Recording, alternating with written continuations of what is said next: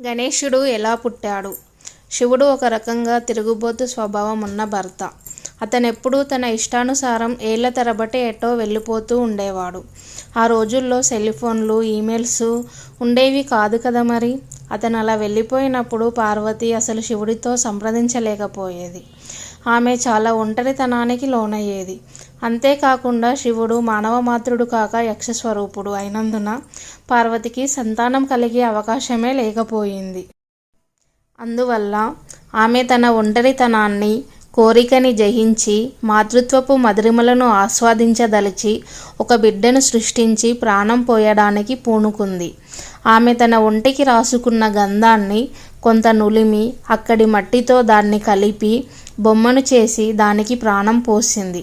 ఇది చాలా విచిత్రంగా అనిపించవచ్చు, కానీ ఇటువంటి విషయం సాధ్యమేనని ఈరోజు శాస్త్రం చెబుతోంది.